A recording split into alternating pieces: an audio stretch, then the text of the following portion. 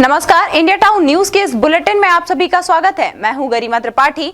समय है India town news में छत्तीसगढ़ की खबरों का। खबरों को विस्तार से देखने के पहले आइए डालते हैं उन खबरों पर नजर जो बनी है इस वक्त की सुर्खियां।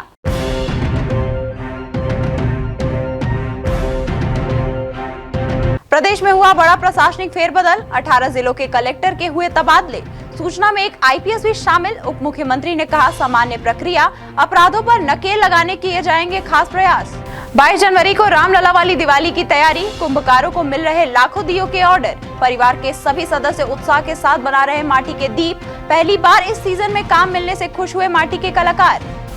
रेलवे फाटक पर अंडरपास बनाए जाने की मांग को लेकर भाजपा उपाध्यक्ष के पास पहुंचे नगरवासी। संस्कारधानी के स्थानीय घोषणा पत्र में किया था वादा। पहले बजट सेशन में मांग पूरी किए जाने की स्थानीय रहवासी उठा रहे मांग। बेमेतरा जिला अस्पताल का किया विधायक ने दौरा, व्यवस्थाओं पर जताया असंतोष। मरीजों से जाना हालचाल, मिली शिकायतों पर अधिकारियों की लगाई क्लास, जल्द व्यवस्थाओं को दुरुस्त करने के दिए निर्देश। और अब खबरें विस्तार से। छत्तीसगढ़ में सरकार परिवर्तन के साथ ही प्रशासनिक फेरबदल के कयास लगाए जा रहे थे। आखिरकार बुधवार की देर रात सरकार ने बड़ा प्रशासनिक फेरबदल कर दिया। उप मुख्यमंत्री एवं गृह मंत्री विजय शर्मा का एक बड़ा बयान सामने आया है। प्रशासनिक अधिकारियों में हुए बड़े फेरबदल के बाद प्रदेश के 18 जिलों के कलेक्टरों का तबादला किया गया है। 18 आईएएस और 1 आईपीएस को नई जिम्मेदारी दी गई है। उप मुख्यमंत्री विजय शर्मा ने कहा कि ये सामान्य प्रशासनिक प्रक्रिया है। शर्मा ने कहा कि हमारा प्रयास है कि प्रदेश में बेहतर ढंग से कामकाज हो। प्रशासन में बदलाव किया गया है। कुछ अफसरों को लूप लाइन में भेजे जाने संबंधी सवाल पर उन्होंने कहा कि लूप लाइन जैसी बात नहीं होती। हमारे विचार से हर काम महत्वपूर्ण है। प्रदेश में हो रहे अपराधी घटनाओं के लिए एक अलग से टीम बनाई जाएगी जिसका निराकरण किया जाएगा और किसी भी प्रकार के अपराधियों को छोड़ा नहीं जाएगा। ये हमारी सरकार करके दिखाएगी। मैंने कहा कि सूखा नशा और इन चीज़ों के लिए अलग सेल बनाकर काम करेंगे जो डेडिकेटेड इसी काम के लिए होंगे। और न सिर्फ उड़ीसा बल्कि अन्य स्थानों से भी ये परिवहन होता है, मध्य प्रदेश की तरफ से भी होता है। मैं तो कवर्धा का रहने वाला हूँ। चिल्फी एक ऐसा चेक पोस्ट है जहाँ हमेशा ये पकड़े जाते हैं। जो पकड़े जाते हैं वो उनको एक बार के ट्रिप का ही मालूम होता है मैक्सिमम। वो चैन नहीं जानते हैं पूरा, लेकिन कोशिश ये होगी कि उस पूरी चैन को ध्वस्त किया जाए, ताकत से कार्यवाही की जाए, जड़ मूल से ख़त्म किया जाए। इस विषय को पूरी शिद्दत से इस काम को करेंगे सर। रायपुर से इंडिया टाउन न्यूज के लिए प्रेम निर्मलकर की रिपोर्ट। दुर्ग जिले के नेहरू नगर स्थित नेशनल हाईवे पर बने फ्लाईओवर के नीचे बने फॉल सीलिंग भ्रष्टाचार की भेंट चढ़ गई है। 6 महीने पहले फॉल सीलिंग बनाया गया था। यहां लाखों खर्च कर फ्लाईओवर के नीचे फॉल सीलिंग व अन्य सौंदर्यीकरण के कार्य किए गए। जिस समय पूरा स्ट्रक्चर गिरा उस समय किसी के नहीं होने से कोई हताहत नहीं हुआ। गुरुवार की सुबह नेहरू नगर फ्लाईओवर के नीचे बनी फॉल सीलिंग गिर गई। अलग अलग पार्ट में बनाए गए 3 स्ट्रक्चर गिर गए। नेशनल हाईवे होने के कारण सड़क पर आवाजाही काफी अधिक रहती है, लेकिन सुबह का समय होने के चलते ट्रैफिक थोड़ा कम था। जिस समय स्ट्रक्चर गिरा उस समय कुछ वाहन चालक सिग्नल पर मौजूद थे, लेकिन स्ट्रक्चर को गिरता देख वहां से हट गए। हादसे के समय यदि मौके पर ट्रैफिक अधिक होता तो बड़ा हादसा हो सकता था। बता दें कि फ्लाईओवर की फॉल सीलिंग का काम निगम द्वारा निजी क्षेत्र के सहयोग से कराया था। कमजोर स्ट्रक्चर व निर्माण में लापरवाही के कारण इसके गिरने की बात कही जा रही है। इधर इस मामले में ट्रैफिक डीएसपी सतीश ठाकुर ने बताया कि नेहरू नगर में तैनात ट्रैफिक जवान द्वारा ही तुरंत फॉल सीलिंग गिरने की सूचना दी गई है। निगम प्रशासन और बनाई गई एजेंसी द्वारा तुरंत मलबा हटाया गया, नहीं तो किसी को भी बड़ा नुकसान हो सकता था, क्योंकि नेशनल हाईवे पर सैकड़ों वाहन यहां से गुजरते हैं। नेहरू नगर फ्लाईओवर के नीचे पीवीसी से सौंदर्यीकरण के लिए फॉल सीलिंग लगाया गया था, जो आज प्रातः 6-6:30 बजे के आसपास ट्रैफिक जवान वहां पे ड्यूटी कर रहे थे, हाईवे पेट्रोलिंग। उसने बताया कि वो झूल गया है किसी भी भारी वाहन के वहां जाने से। तो जिस पर तुरंत हम लोगों ने नगर निगम को और जो संबंधित एजेंसी है उसको सूचना दी, उसके वहां पर तुरंत बुलाया और उसको जो फॉल सीलिंग झुका हुआ था उसको पूरी तरीके से हटाया, ताकि किसी प्रकार का वो नुकसान ना हो और किसी जो वाहन चल रहा है वहां लगातार किसी प्रकार का अवरोध ना हो। उसको तुरंत हटाने से निश्चित रूप से वहां पे जो जाम लगता है या फिर किसी प्रकार की अव्यवस्था होती उससे हम लोग समय रहता है उसको हटाने से काफी बड़ी जो घटना हो सकती थी उसको हम लोग ने होने से बचाया है। और ट्रैफिक के जवान लगातार इस बात का ध्यान रख रहे हैं कि जो हाईवे में इस प्रकार के जो फ्लाईओवर के नीचे कहीं अवरोधक उत्पन्न होते हैं उसको लगातार मॉनिटरिंग करें। इंडिया टाउन न्यूज के लिए दुर्ग से अतुल शर्मा की रिपोर्ट। हम बात कर रहे हैं अविभाजित कोरिया जिले के गुरु घासीदास नेशनल पार्क परिक्षेत्र सोनहत की, जहां पर पार्क परिक्षेत्र सोनहत के 2 स्टार प्रभारी जो कि वन विभाग के डिप्टी रैंक में होते हैं, ऐसे कर्मचारियों को किसी परिक्षेत्र का प्रभारी नहीं बनाया जा सकता। लेकिन नियम विरुद्ध और अधिकारियों के रहमो करम पर गुरु घासीदास नेशनल पार्क के सोनहत परिक्षेत्र प्रभारी बनकर मनमानी तरीके से काम कर रहे हैं। आलम कि इनके द्वारा 10 वर्षों से सेवा दे रहे फायर कोचरों को महज इसके लिए निकाल दिया गया कि पार्क परिक्षेत्र सोनहत के प्रभारी के घर में कपड़ा धोने और घरेलू काम करने से उन्होंने मना कर दिया है। निकाले जाने पर फायर कोचरों ने न्याय की गुहार लगाते हुए और न्याय पाने के लिए कलेक्टर कोरिया से लेकर गुरु घासीदास नेशनल पार्क के संचालक को आवेदन देने के साथ थाना प्रभारी सोनहत को पूरी घटना से संबंधित आवेदन दिया है। लेकिन आज 10 दिन से अधिक हो जाने के बाद भी कोई कार्यवाही नहीं हुई है। कहता है कि साले ज्यादा करोगे, शिकायत करोगे, साले वहाँ जाते हो भैयालाल मंत्री रजवाड़े के पास और शिकायत कर रहे हो, तुम लोग मरवाक फेंकवा दूंगा जंगल में, जैसा मैं अपना पहले वाला पत्नी को जान से मार खत्म कर दिया और वैसे ही साले तुम लोग मरवाक फेंकवा दूंगा, आज तक मेरा कोई उखाड़ नहीं पाएगा। बोले कि जहाँ शिकायत करोगे, जहाँ विधायक मंत्री के पास साले मरवाक फेंकवा दूंगा, वो क्या करेगी, हमको असर नहीं पड़ेगा। चाहे भैयालाल विधायक के पास जाओ, चाहे रेणुका सिंह विधायक के पास जाओ। इस बात को महेश टुंडे रेंजर बोला करने गए, कपड़ा नहीं धोए हम लोग, जेंट्स का कपड़ा, महिला लोगों का साया लुगा पज्जी जो ब्लाउज नहीं धोए, उसमें हम लोग बैठाया गया। कहता है बजट नहीं है। हाँ, महेश टुंडे का घर का काम नहीं किए हम लोग, कपड़ा जेंट्स का नहीं धोए और जो है कि हम लोग उसका महिला लोगों का लुगा साया ब्लाउज पज्जी नहीं काचे, तो हम लोगों को काम से बैठाया गया है। शायद गुरु घासीदास नेशनल पार्क के पार्क परिक्षेत्र सोनहत प्रभारी के ऊपर उच्च अधिकारियों की अनुकंपा बनी हुई है। अब देखने वाली बात होगी कि ऐसे अहर्ता विहीन पार्क परिक्षेत्र सोनहत के प्रभारी के ऊपर कोई कार्यवाही होगी या फिर ऐसे ही मनमाने तरीके से काम चलता रहेगा।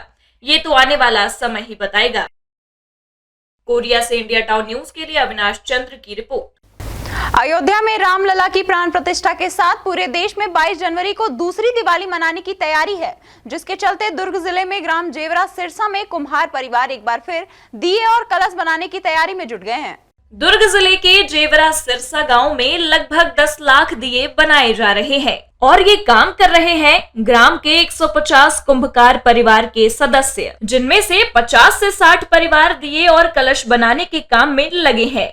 हर साल दिवाली के पूर्व जैसे हर कुम्हार के घर में चाक घूमता है और भटहा धधकता है, वैसा ही माहौल इस समय पूरी बस्ती में है। घर के पुरुष, महिला, बच्चे, किसी के पास भी फुर्सत नहीं है। वहीं एक मुश्त बड़ा ऑर्डर राम खिलावन ने बताया कि 20 सालों से लगातार दिए बनाते आ रहा हूँ। इस बार दिए 22 जनवरी के लिए बना रहा हूँ, क्योंकि उस दिन पूरे देश में दूसरी दिवाली मनाई जाएगी। इसके चलते 5 लाख दिए बनाने का ऑर्डर आ चुका है। इस काम में पूरे परिवार वाले लोग लगे हैं। ऑर्डर हमें भिलाई, दुर्ग, रायपुर तमाम जगहों से मिला हुआ है। राम खिलावन खुर्सीपार के एक मंदिर में 51,000 दिए दे चुके हैं। मैं इसको 20 साल मेरी उम्र हुआ ना, जब से मैं बनाने शुरू किया हूँ। तो अयोध्या के नाम से पूजा करेंगे, ऐसे करके हम लोग बना रहे हैं। तक अभी 5 लाख लाई है, दुर्ग है, यहाँ से खुर्सीपार है। खास में तो खुर्सीपार में अभी 50-51,000 दिए हैं, हाँ दे चुके हैं। मंदिर बन रहा है उनका। हम लोग को तो सदा ही ये चीज़ उपयोग होना बहुत ज़रूरी है। हमारे बाल बच्चे के लिए भी स्वतंत्र रहेंगे। अब हम लोग तो अपना समय गुजार चुके हैं, अपने बच्चे लोग और आगमना इसके पीछे में आगे बढ़ सके। पूरा फैमिली यानी छोटा बच्चा भी बना लेते हैं, इस काम में जुटे रहते हैं। हाँ, सब जुटे रहते हैं पूरा काम में। वहीं राजीव कुंभकार ने कहा कि 22 जनवरी के लिए दिए तैयार कर रहे हैं, क्योंकि उस दिन रामलला की अयोध्या में भगवान राम की प्राण प्रतिष्ठा होने जा रही है। हमें भी बहुत खुशी हो रही है, क्योंकि हमारे हाथ से बने दिए उस दिन घर घर में जलाए जाएंगे। हमारे ग्राम सिरसा में तो लगभग 150 परिवार हैं और 150 परिवार में तो सभी नहीं बनाते हैं, 50 से 60 के लिए बनाते हैं दिया। गांव से दिया तो लगभग, अगर मेरे पास व्यक्तिगत तो 10,000 है और गांव में लगभग सभी के पास कुछ न कुछ आते रहते हैं, तो लगभग कोई 3-4 लाख के करीब हुआ। मुझे अच्छा लग रहा है, मुझे खुशी हो रहा है। यहाँ राम जी हमारे आए हैं, उसके लिए बना रहे हैं, क्योंकि हम लोग सहयोग कर पा रहे हैं, जो हमारे दिया की कर रहे हैं अच्छी। इन कुंभकारों का कहना है कि रामलला के लिए दिया बनाने में हमें बहुत अच्छा लग रहा है। परिवार में बड़ों से लेकर बच्चों तक में दिए बनाने को लेकर काफी उत्साह है। वहीं 22 जनवरी को दीपावली की तरह ही चारों ओर उल्लास का वातावरण होगा। हर घर और प्रतिष्ठान रोशनी से जगमगाएगा। आंगन में रंगोलियां सजाई जाएंगी। दुर्ग से इंडिया टाउन न्यूज के लिए अतुल शर्मा की रिपोर्ट। अब वक्त हो चला एक ब्रेक का। ब्रेक के बाद देखेंगे देश प्रदेश से जुड़ी कुछ और भी खबरें। मिलिए सबसे बड़ी खबर से। छोटे शहर की बड़ी कहानियां। हमने वो देखा जो अनकहा है। अब खबर आपकी उंगलियों पर। खबरों से परे, हर खबर पर हमारा नजरिया। इंडिया टाउन न्यूज, भारत की बात। जनता की आवाज हमारी मुहिम।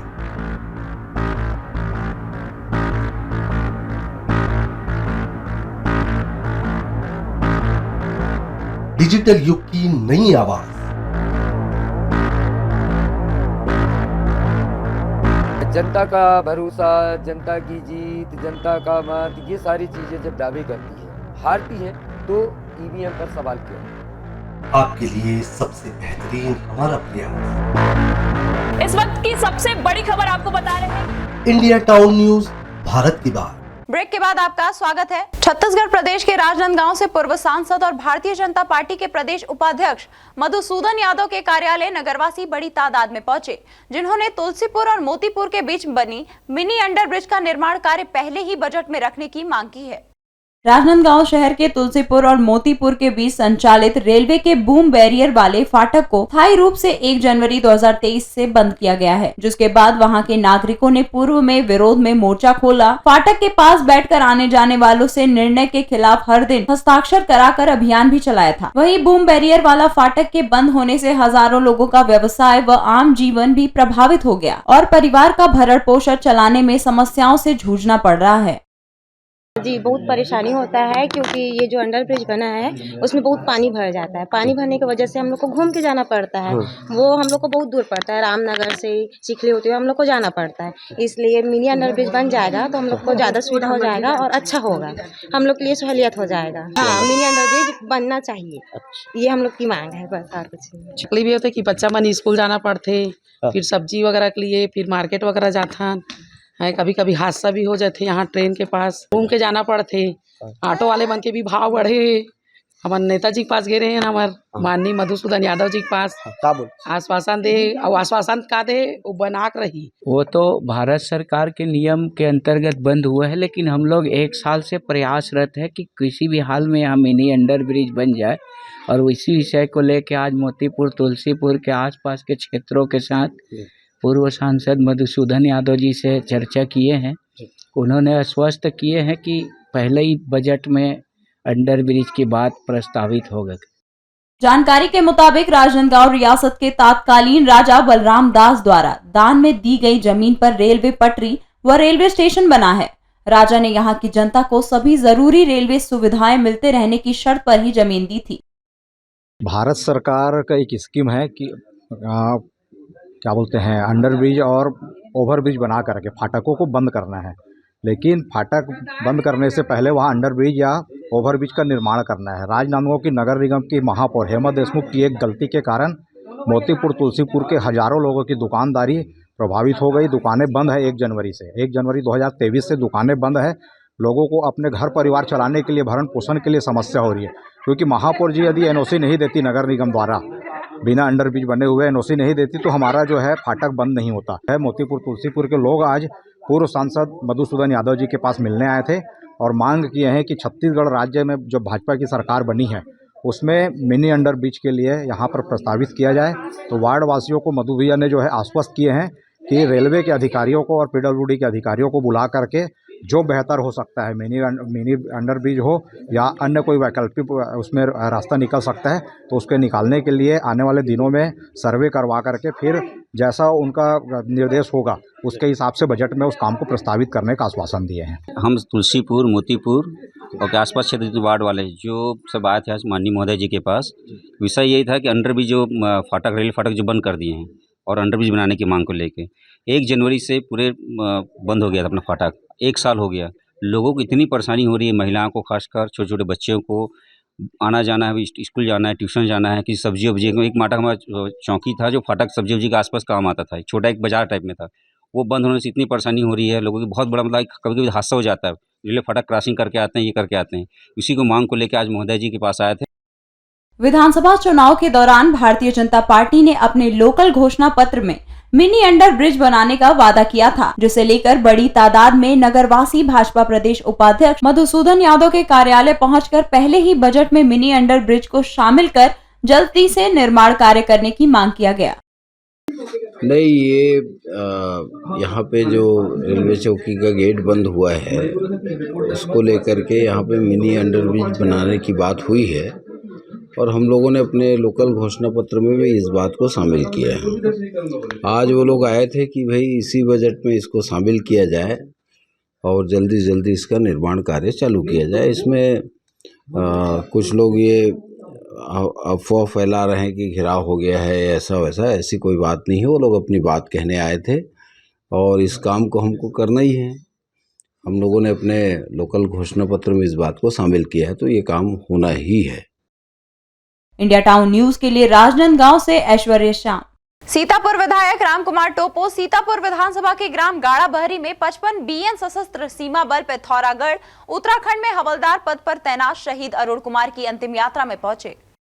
शहीद अरुण कुमार छुट्टी पर अपने घर आए हुए थे, जहां उनका स्वास्थ्य खराब हो गया और रायपुर में उनका इलाज चल रहा था। 3 जनवरी को अस्पताल में ही इलाज के दौरान उनकी मृत्यु हो गई थी, जिनको सशस्त्र सीमा बल बटालियन द्वारा उनके ग्राम में सम्मान के साथ बटालियन द्वारा शस्त्र सलामी देते हुए अंतिम विदाई दी गई। इस समय सीतापुर के गणमान्य नागरिक, ग्रामवासी समेत सीतापुर विधायक रामकुमार टोप्पो भी मौजूद थे।